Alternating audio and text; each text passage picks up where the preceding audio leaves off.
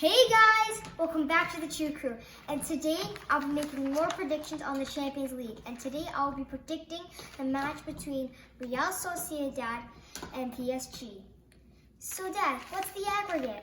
It's 2-0 PSG on aggregate. I'm not surprised. I would think PSG would beat Sociedad. Well, Sociedad was pretty top of the group, but let's get into it. Nathan, so tell us about Real Sociedad. Okay, so I'm going to go through the same topics that we did yesterday. The players, play style, and then their key injuries. So, their best players that they currently have: Oyarzabal, Kubo, Mendes, Gallon, and Merino. Oyarzabal, the intensity and length of his runs and awareness of which spaces to attack. So he awares of his surroundings, so he knows when someone's trying to come to him, and he knows how to, and he runs a good length of the field when he needs to. Pretty solid. Kubo, he can score important goals for the team and can play ping pass, which means he can place the ball anywhere on the pitch. That's a good assister that you're going to need for a team.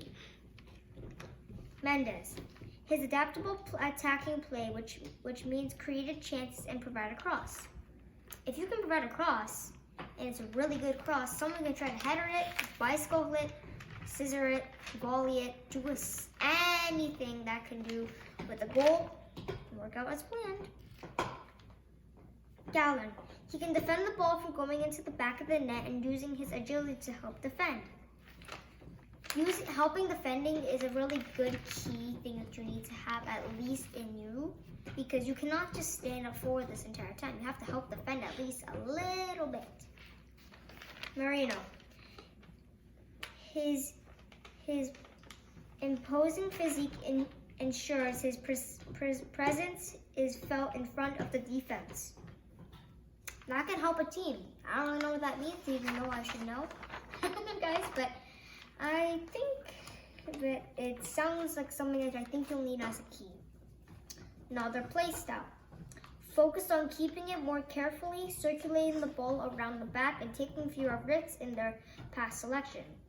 So basically what that means is that they're not taking too many risks. They take risks sometimes, but not all the time, which is something pretty good because you don't want to have risks and then lose the ball and eventually concede.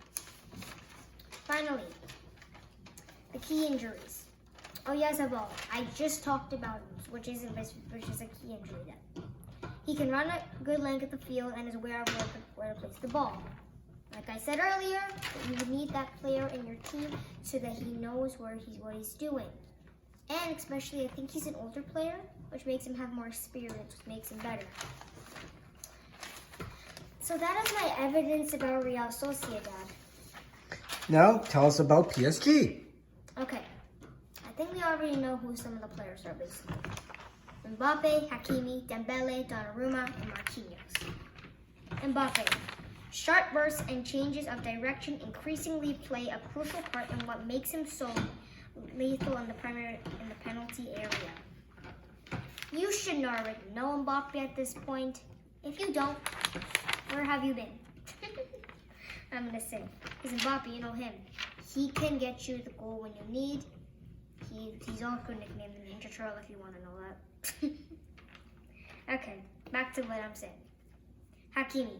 He can use speed to help defend and can provide long balls into the box. Long balls are needed. If you can go from your own half, kick it really high in the air, and get it into the box, and someone can touch and score, that's something key that is really good to have on the team. Dembele. He's an immensely talented footballer who makes the right runs, dribbles around opponents with relative ease, and comprehends spaces and angles that few others can. If he's talented, it makes some good things, and it helps him. Sorry for the meow. That's my cat.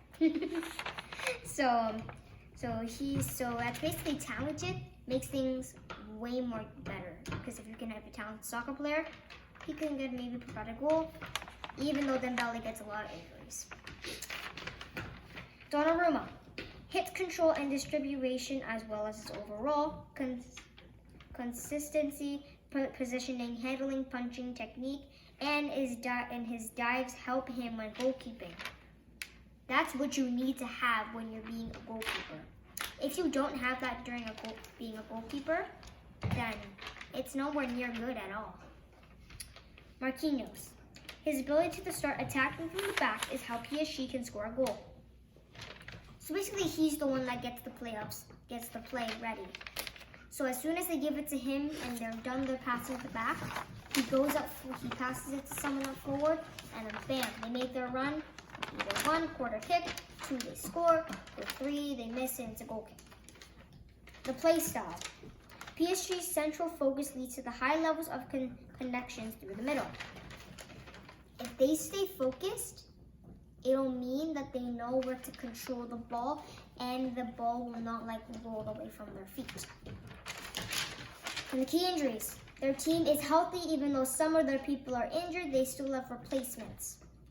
So as I checked, we have Sergio Rico, but they don't really need him because they have Donnarumma in net, who's perfect anyways. Then they have Skriniar and Kimpembe, who are decent defenders that they need, but they have some replacements for them. So that can help, though. That's going to help them.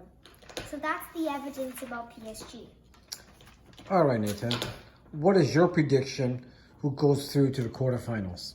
I think PSG is gonna keep their lead, and they're gonna move on to the quarterfinals for the first time in a few years. And I totally agree. I think PSG will be going through as well too.